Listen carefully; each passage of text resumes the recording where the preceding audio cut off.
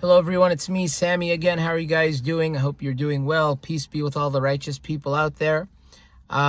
We're back with another discussion regarding the homeland, our homeland, which Italians called Eritrea. I don't support the name, I support the land and the tribes, the inhabitants. So last we spoke, we were talking about the British period, which was from 1941 to 1952. We discussed that during the period that the British were controlling Eritrea, we talked about how there were changes that took place in Eritrea post the Italian era, post Italy. So we talked about factors that contributed to change. We touched on one factor, which was education. And we talked about how education was a major aspect which changed in Eritrea. The British improved education in Eritrea to some degree. Also, we learned that it was the British who basically taught the Eritreans to think. Why? Because the Italian philosophy or motto was to keep the Eritrean belly full and keep their heads empty. The British reversed it. So keep the mind of the Eritrean full. Fill his mind. But it doesn't mention anything about, we didn't see anything about them being starved or lacking food. We saw that the Eritreans were educated. Their minds became full, and eventually those minds which were inspired by the English ended up becoming politically aware, politically conscious as time would pass, as time lapsed. So we talked about the flags, and I remember I showed you guys this this little drawing that I made. So, and I said that from afar, the other version of Malay is the blue flag with the green olive branches. I said they looked like snakes. I wouldn't say snakes. Perhaps you can say, I don't know, vines. They don't look like leaves. They don't look like separate. I'm not criticizing the flag, by the way. I'm just saying they look different. I said they look like snakes. Maybe they can at first glance, perhaps, but I would say maybe vines. Twisting vine, something more viney, but not but not like separate leaves as is on the, if I'm not mistaken, the original Malay. In any case, that's something I wanted to just, make clear. So we talked about the factor of education having been changed under the British.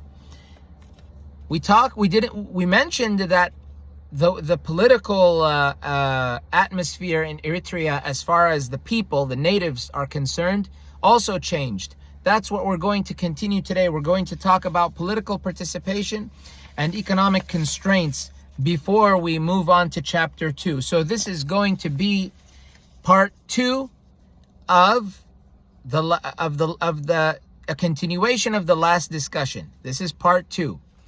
The last discussion, I think, is the British period, 1941 to 1952. Let's see what else needs to be said. We're using the text Eritrea, Root Causes of War and Refugees by Mr. Walde Jesus Ammar. It was published in 1992. You can access the book in PDF format online. Eritrea, Root Causes of War and Refugees. You can find it on at least daberi.org, I think it is. Daberi, DABERI.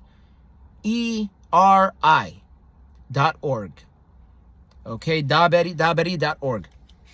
So, before anything, I begin in the name of God, the compassionate, the merciful. I praise and I glorify him as he ought to be praised and glorified.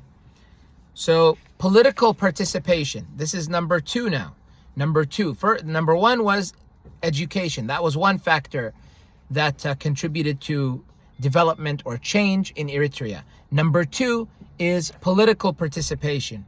We have seen that under Italian rule, the Eritrean was a subject without a role in the governance of the country. No role in the governance of the country.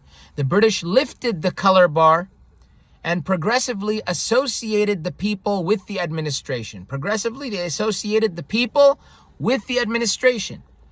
They established advisory councils, native courts, and appointed Eritrean administrative officers. Eritrean administrative officers. Many natives became public transport drivers, teachers, and held other occupations to which they did not have access before. Eritreans were also for the first time admitted to the higher ranks of the police force. You can also find this in Fate of Italy's Colonies. Page 25. In actual fact, the major towns developed into vehicles of public opinion, with the consequence that even tribal chiefs found themselves having to answer to an emergent public opinion as well as to the administration. So even tribal chiefs had to answer to an emergent public opinion as well as to the administration. You can find this in Travaskis. By the way, there's something I read in Sium Aman, S-I-U-M, Aman, A-M-A-N. He wrote a thesis. It's something, the thesis, the title's quite long, but it's regarding the nation state. You can search the nation state, black man's burden, and then type in Siyum Aman. He does a thesis which he bases off of Basil Davidson's book, The Black Man's Burden, Curse of the Nation State, something like that. Very interesting thesis. I encourage everyone to read that thesis. Eritrean, Ethiopian, anybody from the Horn of Africa, anybody from the world. But Africa, since we have a lot of tribes, maybe other countries that have tribes too, they can learn a thing or two from that text. It's a very interesting perspective. He mentions Siyum Aman. He focuses on his tribe, which is the Tigrinya tribe. He mentions the Baito system. There's a Baito, and it's kind of basically like a democratic system, if I'm not mistaken, from what I remember. It's been a while since I read that text, and I haven't really revisited it, but it talks about the Baito system. And the Baito system is, from what I gather, fairly democratic. But they still have a chief, if I'm not mistaken. They call him, I think, Shum. Maybe I'm wrong. I think it's Shum. I could be wrong. Anyway, so about the name. So, yes, the small-scale administrative Eritreanization, the small-scale administrative Eritreanization carried out by the British authorities thus started to restore some measure of self-confidence and dignity. The Eritreans were slowly discovering that they had human value and that it was now possible for them to attempt to decide their destiny. It was now possible for them to attempt to decide their destiny. The British. Italians messed everything up, and then the British came.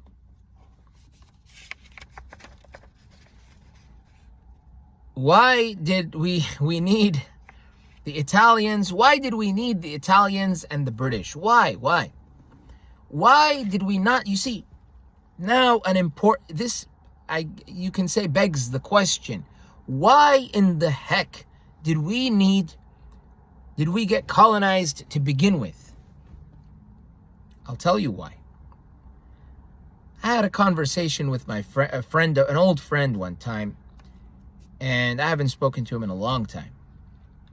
But he had his intelligence. And he opened my eyes to something that I hadn't seen before. This was over a decade ago. So he said, I was talking about Native Americans or something like that. But he brought up to me that there are people in the world who have weak cultures. At first, I thought that he meant weak culture, meaning like a weak culture as in like the way that people perhaps dress or you know, the way they eat or music. I don't know, you know, things that adhere to the culture as in like how we dress or culture, music and things like that. That's not what he meant.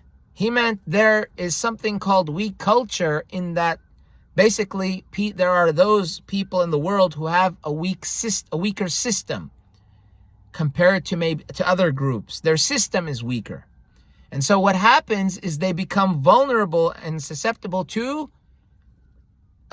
stronger powers. This is what happened, such as in the Horn of Africa, for example, specifically what is known today as Eritrea and Ethiopia. What is the reason why we have Semites there?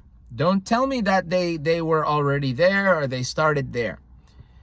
The reason why there is a Semitic culture, why there is the Tigray language, the Tigrinya language, the Ge'ez language, which is spoken in the churches mainly, if not always, and Amharic language, why is there perhaps the appearance of people may appear to be different? Why is that? What happened was, this is history, is that it's not one book or two books, it's different books by different authors who may not even agree on the same things. It's because of the Semites who came from South Arabia with a culture that was more advanced. I don't know how much more advanced, but more advanced than that of the Cushites. So they had a more advanced form of agriculture, for example, and a more advanced way of doing things. It overpowered the locals. You see, so this is what happened.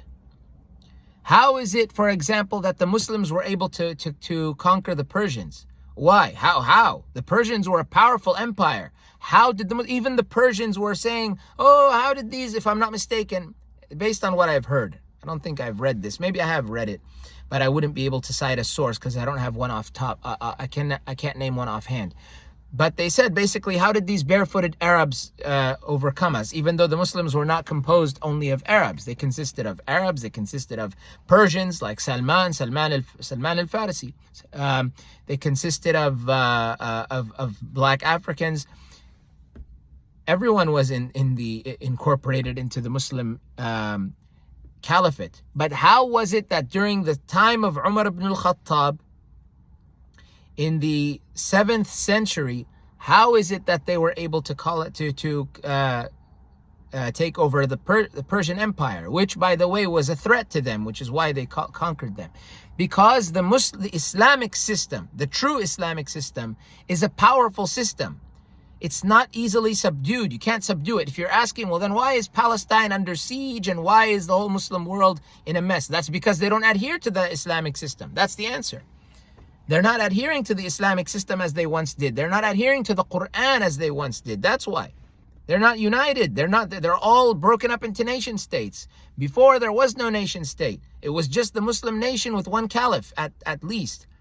One caliph or one imam, and that's it. They all are under his control, and that was the case. Of course, the Abbasids, who are corrupt, came. The Umayyads, corrupt, they came, and others. But during the 30 years from Abu Bakr to Ali, 30 years, it was times were good and powerful for the Muslims. Why? Because of the culture. The culture was strong. When you have a strong culture, nobody can subdue you. You can't. Nobody. The Byzantines can't subdue you. They drove the Byzantines out of Jerusalem. When they defeated the Byzantines, Palestine did not belong to anyone other than, it was not controlled by anyone other than the Muslims until the Zionists took control. And the Ottomans were corrupt. the Ottoman Empire. I don't support them. So now, because the Arabs, they revolted against them and there was a whole mess. But what happened is, in any case, how is it that the Muslims had power? How is it that the Christian empires had power? Because they had a strong culture. The culture that they had, that they were adhering to, was a strong one. It was a strong culture. That's what happened. Does it mean that we have to that we disrespect those who are part of cultures which are weaker or not as able to defend themselves as others? No, that's not what it means. It just means that if you were to put these two on a football field, one would win. And he would probably win again and again and again until the other one grows in one way or another. So the Eritreans were slowly discovering that they had human value and that it was now possible for them to attempt to decide their destiny. 3, the last factor that Mr. Walde Jesus Ammar mentions, economic constraints. So he talked about education and politics. Now comes the economic aspect. The British military rule in Eritrea, an occupied enemy territory. Eritrea is occupied enemy territory.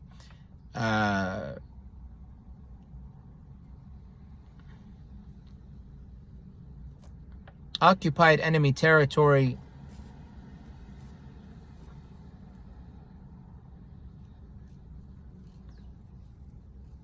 The enemies were driven out. It was the Italians. I went through this earlier, but I thought I had understood it.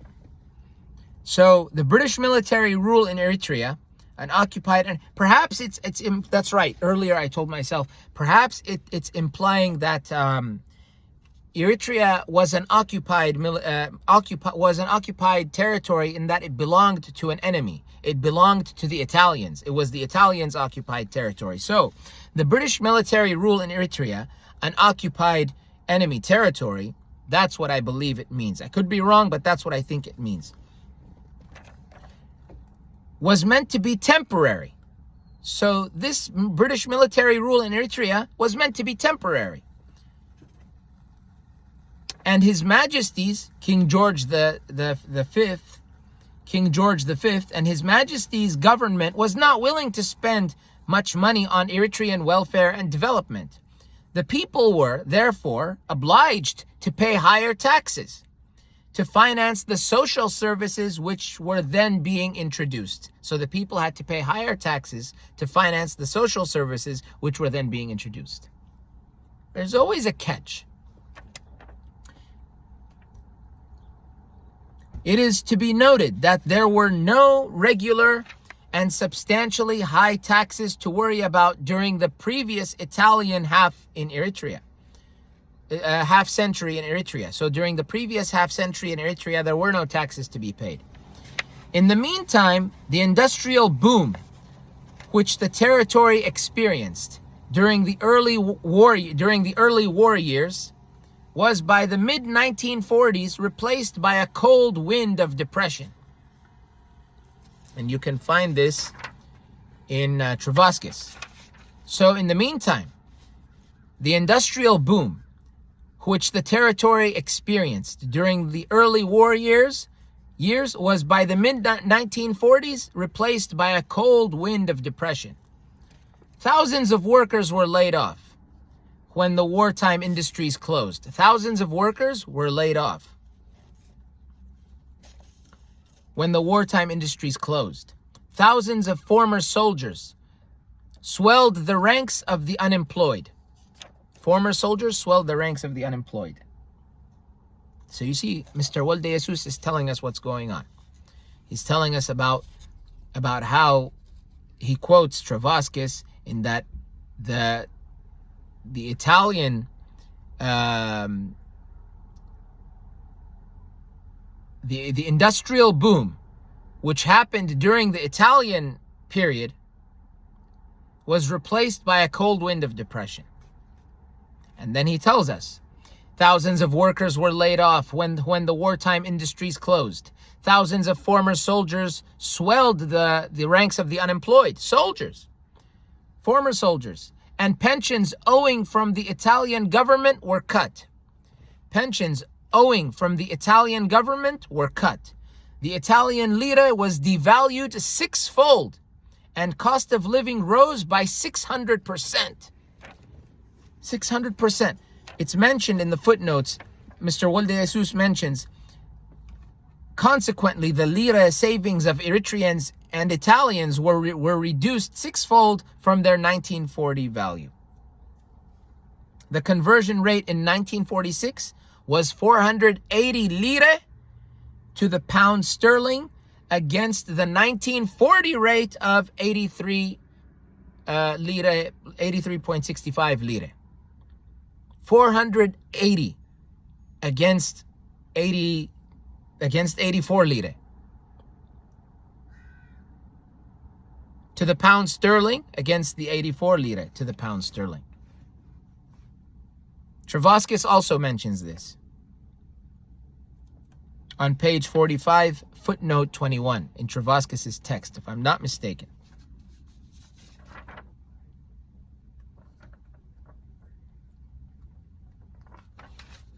These severe economic hardships affected the political alignments of the people and greatly raised their consciousness on different levels. Their consciousness was raised on different levels: national or territorial, ethnic, religious, regional, and tribal. This issue will be dealt with more fully in a later chapter. This is what ended up happening. So during the British period, the British basically said, you're on your own. You pay us, but you're on your own. So now the Eritrean has to pay a price, literally. And it's not just the Eritrean, but also the Italian. Had to, the Italians' money also increased.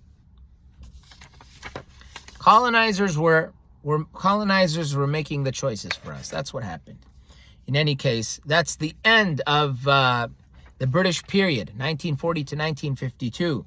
Next we're going to move on to chapter 2, the disposal of Eritrea. We're going to talk about basically what would be Eritrea's fate. What would happen to this land, to this territory? What would happen to what's next? What's next? What comes after the British? We'll talk about that in the next discussion. Thank you for joining me. I hope you guys are learning. You guys are learning something. In any case, did I have anything to say besides that? No. So, chapter 2 next time, the disposal of Eritrea. Thanks for joining me. Peace be with all the righteous out there. I'll see you next time, God willing.